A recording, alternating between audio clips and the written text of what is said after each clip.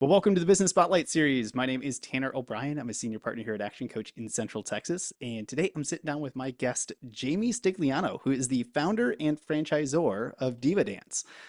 So excited to be jumping in, talking a little bit about business, entrepreneurship, franchising, all that fun stuff when it comes to, business and that crazy journey of that many of us are on. So Jami, first of all, I just want to say thank you for taking the time. I'm super excited to dive in here. Let's just start with a little bit of background. If you would give us like the quick take on what DivaDance is for those that haven't heard of it before, and then let's dive into a little bit of kind of like your background. How did you go about starting the company? That's perfect. So yes, well, thanks for having me on. DivaDance, we are dance choreography classes for adults. So we have reinvented the dance class experience for adults. And I started it as kind of a manicure money business. Back in New York City, when I was a young professional, I went to take a dance class at another studio just for fun, for friendship, as a fitness option. And it was awful. It was super stressful. I walked out of there feeling worse about myself. It was competitive. It was nothing like you should feel when you leave doing something that you love to do. So on the corner of 57th and Broadway in New York City, I decided to teach my own classes. And that's what I started doing for fun. And then about 7 years ago, I was looking to transition out of the career that I had, which was in the music industry. And I looked at this little manicure money business that I had and said, what if I were to really focus on this? What if I were to make this something and give it my best effort? And turns out my best effort, is actually pretty powerful. It really does something. And now we have 47 franchises across the country, and we just launched in Mexico City. So that's the quick version, but it's going pretty good.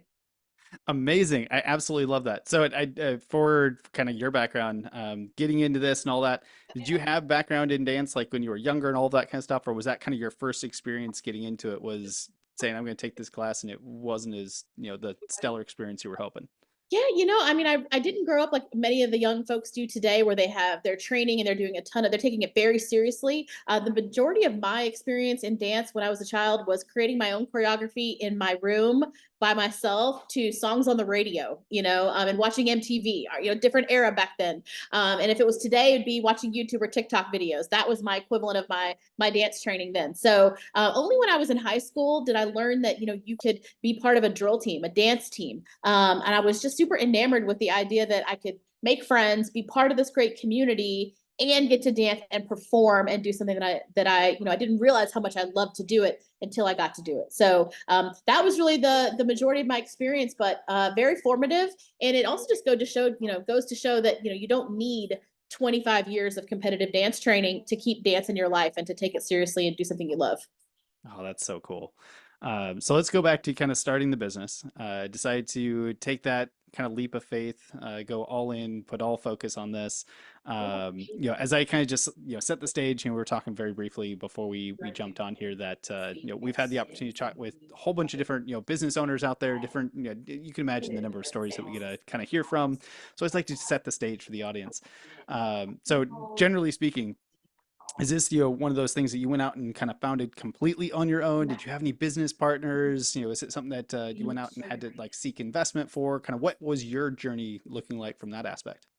Well, I knew I wanted to bring this to other cities because people were coming to New York City to do private parties, and they're saying, "Oh, we should have this in Kansas City. We should have this in Miami." And I'm like, "Oh, no, I'm never going to do that." But when I took the moment, I'm like, "Wait a minute, I could bring this to other cities. How am I going to do that?" So I started looking at all the ways you can open a bunch of corporate locations, and then I discovered franchising, which you've heard about franchising, but only until you're in it are you like, "Oh, this is like a really great business model. And franchising is more accessible to young entrepreneurs or startup entrepreneurs than people realize. It is an investment of time and capital, but it's not just for the McDonald's of the world. Even smaller brands or more entry level, if you will, entrepreneurs do have access to franchising. So I was able, through an amazing network through my family, found a great mentor who helped me at a very reasonable cost do my initial paperwork, do my initial business planning. He gave me a very extended payment plan runway with him because of his relationship with my family, and just he loved the DivaDance mission. He was super, when I first met him, he was like, I just love what you're doing here, and he got it, he understood it. So so that was really how I really started with $10,000 in my business bank account, and we went through that quick, as you do. And I've never taken any outside investors since then. I mean, we have really cash financed the business. We've taken on a little bit of debt here and there as needed to get through COVID, or different kind of growth opportunities that we've done. But yeah, we've really bootstrapped it. And in franchising, you have corporate owned units, so company owned units. Those have helped kind of fund the franchise as well. Oh, amazing. So when you, I guess that prompts two questions that I'm curious on. The first one being, how long, so started it before kind of really getting to the franchising piece and selling that first franchise location. How long was it from kind of start of the business to getting that first franchise location out? Yeah, that's a good question. So really about a year later, I mean, really a year later, I couldn't believe it. When you award your first franchise, it's a big deal. I'll never forget when I heard the yes on the other end of the phone. And she said, yeah, I want to be number one. I want to be the first one. So really about a year. But what I did in that year, other than getting my documents together, was I started a new unit. I started it from scratch because, I had my kind of manicure money business, my hobby business, that I hadn't documented. I didn't have manuals. I hadn't built, standard operating procedures. So we started a new franchise in a totally different city from scratch to be able to document that process, see what works, and start to build those support tools that we knew we would need for an actual franchisee. So it was about a full year later, and we're still iterating, even at almost 50, so the operations manual I had then, she doesn't look the same now. The whole process is iterative. So. Oh man, I love that so much. And you mentioned it earlier on how accessible franchises are for especially the newer entrepreneurs out there. And it's something I wholeheartedly agree in. When you can buy into a business that already has some systems and some proof of concept and things like that, and you're not having to start from zero. Oh. Such an amazing thing, especially if you're learning on this journey of entrepreneurship. So kind of on that track and just talking about like the franchise overall, somebody comes in, they want to buy a franchise from you. Kind of what's the support? What do they get with the franchise that they Yeah. wouldn't get by just starting their own dance business? I love when people ask, what do I get? And because first of all, I am giving you systems that I've tested, that I've refined. I'm giving you access to use a brand that I've invested in and I've built. So, I've spent millions of dollars to create what we have, and to test it and to improve it and to iterate on it. And so for your franchise fee, you're getting access to that in addition to your protected territory for the term of our agreement, which is 5 years. So, you're getting that protected territory where you can operate in. And one unique thing, Tanner, about our business model is that I don't require my franchisees have their own exclusive brick and mortar studio space. They can run their business out of existing studios. So they can find a group fitness space. They can find a dance studio that has extra hours that they're not using and rent from those businesses. So that's something that's very unique to our business. So you can really maximize your territory instead of just being in one location on one corner of your territory. So the other things they're going to get from us, we have an extensive new owner education journey. It's really special. Our values at our company are inspiring confidence and building community, with the mission of changing lives in that process. So our new owner journey is all in the spirit of helping them feel confident in the business, helping them feel confident in themselves. The definition of confidence is the belief that you're capable. And so we really want to help our new franchise owners feel capable of running payroll, of hiring great people, of creating a compelling class schedule, of doing the field marketing out in their area. So all those things, that they come in with varying degrees of experience in. So we really, really pride ourselves in that. And the second piece, obviously, community. We want our new owners to feel integrated into our owner ecosystem and into our community, because it's not real community if you don't feel a sense of belonging. So that's a huge component of it as well. We have something here in Austin at our headquarters called Confidence Camp, where our new owners come with other new owners and they get to do training hands-on. We also have a virtual component where they're doing webinars and they're doing a cohorted kind of mindset series where they're working through things. So it's a really, I think that our new owner training and launch journey is really special, and I'm really proud of it because I definitely measure the success of that program is directly reflected by the owner's confidence as they go into their business. Mm, that is really cool. I also really enjoy there's not a need necessarily for kind of your own brick and mortar.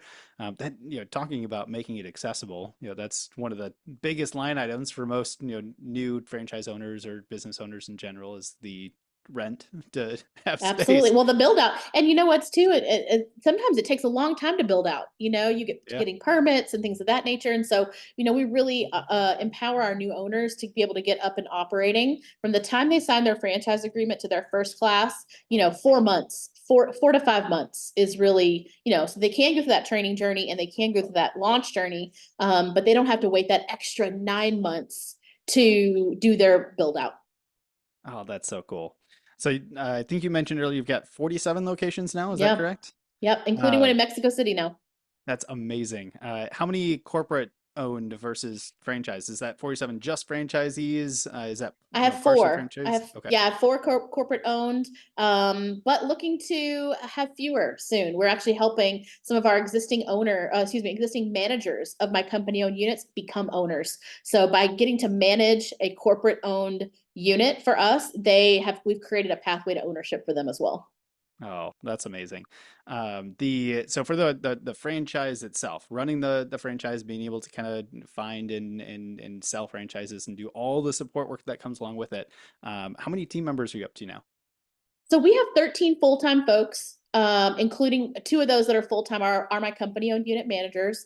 I still think we need more people, even though sometimes, I'm like, man, we got a lot of people. But definitely, we have a really strong support system. I hired 7 last year in 2023, knowing that we would have this kind of growth, because it's always better to, hire before you need people, honestly, because it takes time for people to get assimilated and confident in their roles. So, but yeah, I mean, I have a few more people that I'd like to add to our team, but I feel pretty confident with the level of support we're able to offer our owners.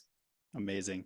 So what does your role look like? Especially as you continue to grow, you've got, 13, 14 team members now. What does your role look like? Kind of what hats do you still wear in the business as you continue on your growth trajectory? Sure. If you'd asked me that like 3 years ago, I would say, well, everything. I do everything. I don't. I actually, well, first of all, when you're a founder and you're the CEO, you're really in the visionary seat. Many people listening, you may be familiar with something called the Entrepreneur Operating System (EOS), and that's all about your visionary, and then you have your integrator. We don't follow EOS like to exact science, but I definitely am working towards being a little bit more on that visionary seat. So, in that role in a franchise, my role is to protect and grow the brand. I have to protect the brand, and work with my team to do that and grow. I don't have a full-time franchise development team, so I really lead that effort right now, which I actually love doing. I love helping women start their own business. It's so fun.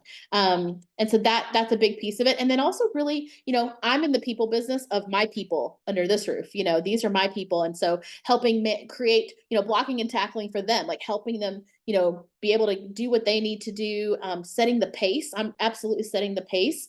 I'm the big relationship holder. So, right now we're in the middle of a big technology migration. I'm really the lead. I'm not in the weeds on that, but I'm at the top where I'm working, to keep the heat on that technology partner of what they promised us this would look like. And it's going very well. But that's really what I see, as my role. And I'm not afraid to get in the weeds on certain things, but my team doesn't want me down there. Sometimes they're like, just go away.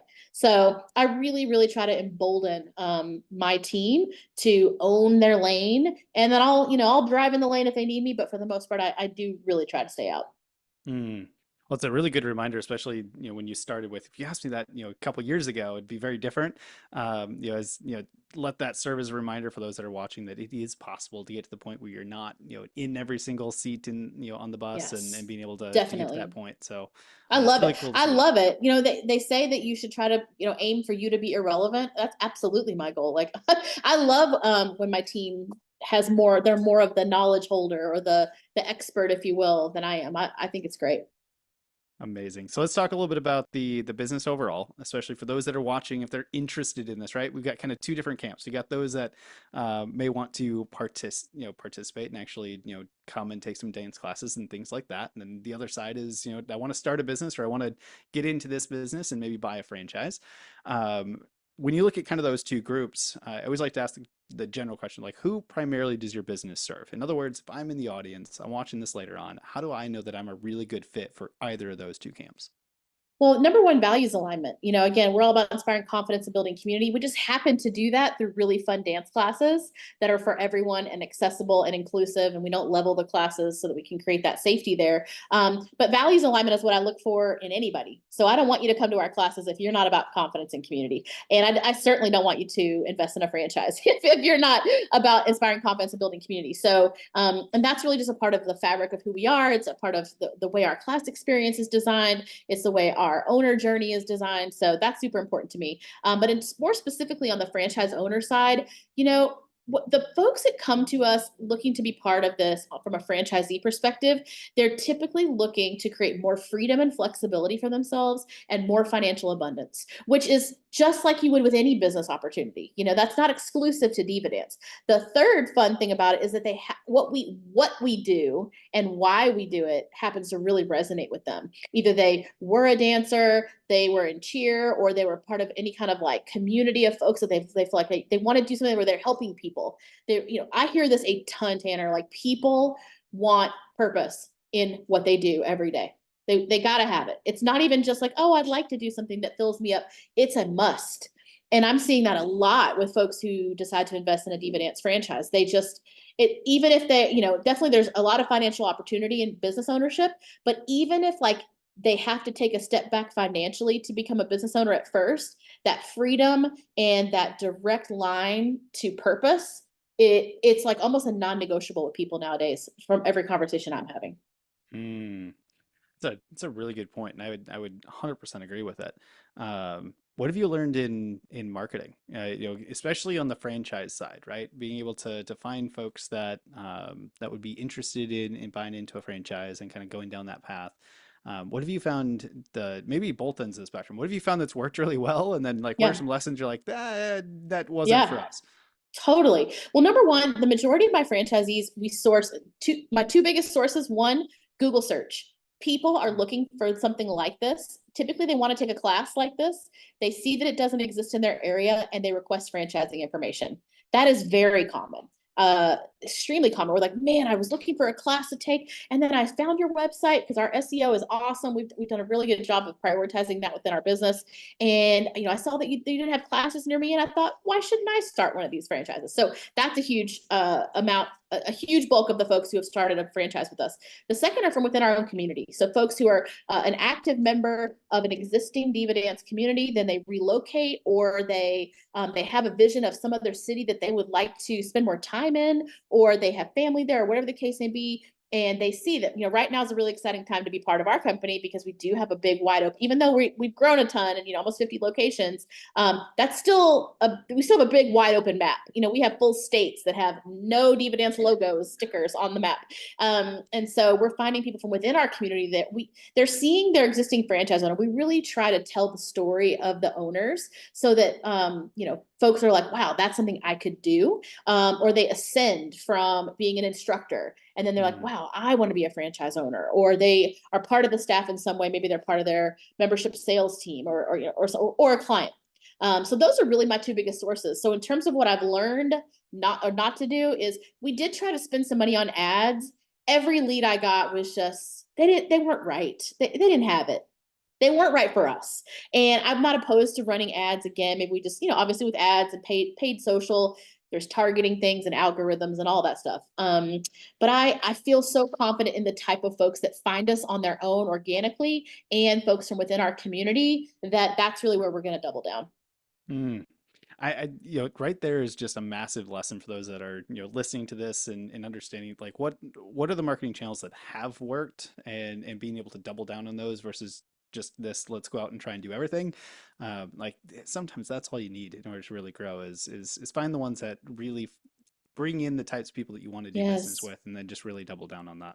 Well, and Uh, you have to realize that you may not have maxed it out. You know, when I think of even internally with our internal community, I mean, yes, we've gotten a lot of owners now, but we haven't even scratched the surface at telling that story to our existing folks in our existing database. So that's a huge opportunity for us.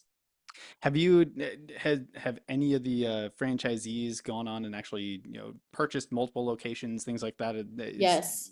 how widespread is that? Or is it a lot, single ownerships, or is there a lot of kind of consolidation and having, one owner that has, multiple territories? Most of my owners just have one because the bulk of my growth has happened in the last 3 years. So I definitely multi-unit ownership. If you were to interview them, they would say that's absolutely in their goals. That they definitely want to be a multi-unit owner. I do have about 3 or 4 out of our owners that do own multiple units. It's definitely something that everybody aspires to do. They like that you already know how to run the business. So like, why not bring this to another community? They see the opportunity, and they see, yeah, that it's a great way for them to go deeper into something that they love to do, and have potentially, obviously even more upside. Amazing. So let's cast vision for a moment. Next 3 to 5 years, where do you see things going? Where do you see your role in the next three to Yeah. five years, and what does this business look like in that future time? I can't wait for us to talk again in a few years, Tanner. We'll have to put that on our calendar to regroup. But I mean, the next 3 years are exciting, but hugely important. They really are because we have number one, we have to make sure our franchisees, no matter how many there are of them, that they are profitable in their business. Number one. That's critical. Any franchisor, you have to make sure you will not grow if you have franchisees that don't make money. You just won't, because you won't have anyone to validate. You won't have people that want multiple units. You won't have people, and you want to. That's the reason I want to do this too. I want them to make money. I want them to be happy. So luckily, we do have gals that are, happy with how their businesses are performing financially. But obviously, that has to stay at the top of the list. And so that means I also need the right owners. So I'm pretty confident we could, quadruple in size in the next 3 years. But I won't do that if it means we don't bring in the right owners and we don't scale in a way that helps the owners succeed. So I'm confident we can do both. I'm confident that we can bring in great owners, they can have success, and we can have exponential growth, not just in the US, but especially in Latin America, where we got I wouldn't say foothold, we got a toehold. We just started, we have a toenail hold, like right in that market, that we're just starting. So 3 years, if my map is not a lot fuller, with stickers, we have a map of all of our locations, then something has gone wildly wrong. But also I want to make sure that our owners are really, really successful and that they absolutely love their business. Mm. That's probably the common theme that I've heard from every successful franchisor that I've ever spoken to is the genuine care about the franchisees and their success as Definitely. well. So it's so cool to hear that. Well, Jimmy, I know we've already like blown through some time here. I could totally sit here for like another hour and chat with you, but I do want to be respectful of everyone else's time. And I've got a few rapid fire questions I'd love to kind of throw at you, get some wisdom nuggets for the audience. Let's do it. But when you look at kind of your journey so far, what would you say is kind of your key to success? I mean, I have this reminder on my desk every day. It's just keep going. I just keep going. I mean, you got to stay consistent. Consistency is my number one thing. You can sometimes run faster, sometimes you can jog, you can even walk, and you can walk slow, but you just cannot stop. Mm, that's good. How about advice? If you could just leave one piece of advice today for other entrepreneurs out there, what piece of advice would you want to give them? I mean, progress, not perfection. I did not invent that phrase by any means, but it's really true. I mean, everything is iterative. Everything can always be improved. Just go, just do something, do anything, and you can always make it better. So just know that you don't have to have like the perfect version of your marketing plan or the perfect go to market, strategy. Like just go, and then you'll learn as you go. You'll learn way more from real world application than you would being predictive or having hypothesis. Like just test it, just go. Amazing. How about book recommendations? And it can be audiobook, it can be podcast or things like that if you're not a big reader, but anything that you've read currently or are currently reading that you would recommend to the audience. Well, there's a book if you're looking to get into franchising that I absolutely love by an author named Scott Greenberg, and it's called The Wealthy Franchisee. And, just spoiler alert, it's not just about financial wealth. It's about how to run a successful franchise, not as a franchisor, but as a franchisee that will create financial abundance, whatever that means for you, freedom and flexibility of your time, and a values impact. And it's an incredibly tactical book. So it's not just in theory, it's really telling you some specific things you should do within your business. And that's Scott Greenberg, The Wealthy Franchisee, a must read for anyone in the franchising business. Amazing. I love that recommendation. I think it's new to the list as well, so I got to add it on mine. And It's he's always fun. awesome.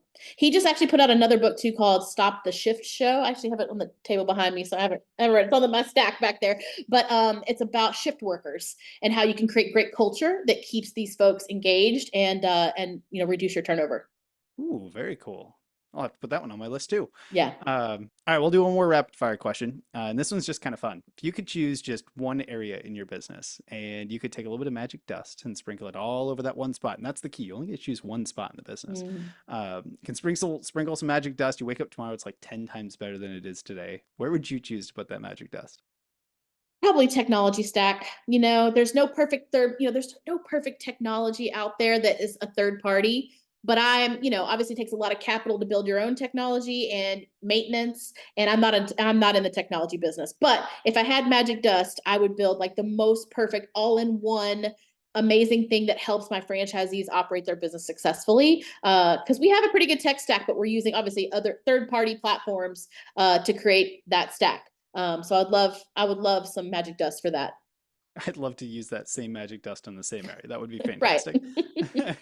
So, for those that are watching that want more information, that want to find a location that's near them, if they want to know more information on, the franchise overall, if they just want to connect with you and just kind of follow the work that you're doing, that sort of thing, where can we advise them to go for more information? Yeah, I love helping folks and coaching them for sure. So you can go to my LinkedIn and feel free to message me. Make sure you tell me that you saw this interview with Tanner, so that I know you're a legit listener. That'd be awesome on LinkedIn. But for DivaDance, we're divadancecompany.com, or you can just Google DivaDance, all one word. We're one word like Beyonce or Madonna or Rihanna. It's one word. And, if we've done our jobs right in SEO, which I know we have, we'll absolutely rank at the very top of that list when you search for us. Beautiful. For those that are watching, I will put this in the video description in the show notes and everything below. So make sure you go grab the links, click on everything. Yes, please go to LinkedIn, send a direct message, say, hey, saw you on the business spotlight. Great conversation. Just wanted to connect. It's one of my favorite things when it comes to the spotlight series is actually connecting Yeah, entrepreneurs. So love to let's help take a moment people. to do that. So to wrap up, I always like to end on one final question, which is simply, what is most inspiring to you today? Mm. What's most inspiring to me are our client stories, the stories of the DivaDance community. And I never get tired of it. I never get tired of hearing about how DivaDance changed their life, how it helped them through their mental health, or it improved their physical health, or it helped them find community, or my business owners being able to. I had an owner the other day said that she bought a new car in cash. And certainly that's not just related to her DivaDance business, but her own good spending and saving habits. But just like, I love it. I love those stories of transformation and impact absolutely inspire me every day. Oh man, I love that so much. Jamie, I want to say thank you again. This has been an absolute pleasure. As I said before, I know I could just sit here and ask you question after question, just dive into this stuff. But I want to say thank you for taking the time and sharing a bit of your story today. Thank you.